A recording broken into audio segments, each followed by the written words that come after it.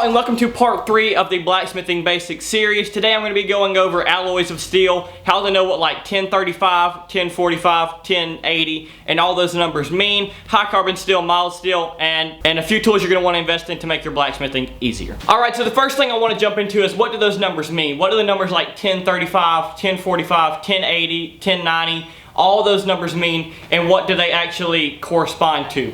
Well, the 1 in 1035, we will just use that as an example. The 1 is like the type of steel. Now, I'm not sure what all the numbers represent, but that's just what the 1 in 1035 represents. It's the type of steel. Now, this 0 in 1035 would be your alloy of steel. The 0 is going to be, so say at 1035, it doesn't have any alloy in it. Then the 3 is the 3-5 on the end is your carbon content. So 1035, the 1 is the number of steel, the 0 is the alloy, so there's no alloy in it, and then the 35 is the carbon content, so that's 0.35% carbon. In 1090 you have 0.9% carbon, and that's why 1035 is considered a mild steel, and then 1090 is considered high carbon because 1090 is almost triple what 1035 is. So your mild steel is going to be much easier to find. You're going to be able to find it at almost any like a welding shop or things like that. They're just going to carry a whole bunch of different mild steels. High carbon's where you're going to run into some issues. I've never really bought any high carbon steel. I mostly just use scrap like coil springs and things of that sort. But you can buy high carbon. It's just going to be pretty expensive. Now another way to tell if your scrap steel is mild steel or high carbon is the spark test. I'm just going to show us a quick spark test here. I have a file and then just a piece of mild steel. I'm going to get my brother to hold the file here, and then I'm going to hold the mild steel here so you can see the spark comparison to know what high carbon versus mild steel looks like.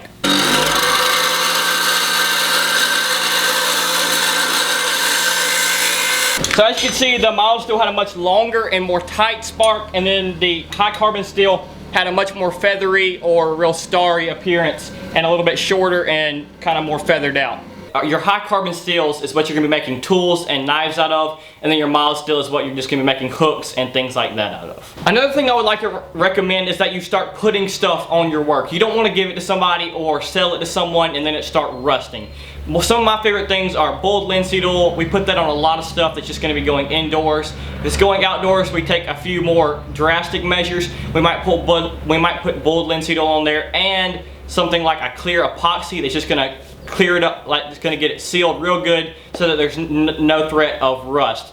Another thing is like beeswax. I know people use beeswax, and then there's like blacksmithing wax you can buy. There's a whole bunch of different things, but you need to be putting something on your work so it's not rusting once someone gets it. Because when they get something and it starts rusting, people are going to just throw it away. They're not going to want a rusty hook. They want something that looks clean and forged. Now, one of the last things I would like to recommend is just start gaining a whole bunch of tools. If anybody offers you a tool, just take it. I've had somebody give me a hand crank blower that's probably 70 plus years old, and it's just, people are giving you a hand crank blower you would have to pay $300 for otherwise.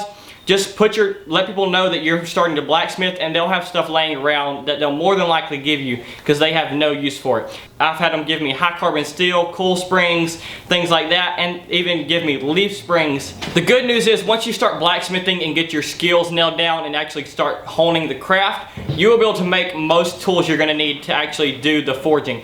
After stuff, you know, drill presses and all that, those are a side thing, but actually chisels and all that, once you get halfway decent at forging, you can make all those yourself. That's the good thing about blacksmithing, is it's a craft where you can pretty much make all your own tools. That's what makes it so unique. Well, thanks for checking out the video. I hope it helped you in some way. Be sure to get off of YouTube, go make something yourself. Don't just keep watching videos. Go actually forge something with the tips I've given you. Anyway, be sure to subscribe, hit the like button if you enjoyed it, and I'll see y'all in the next one.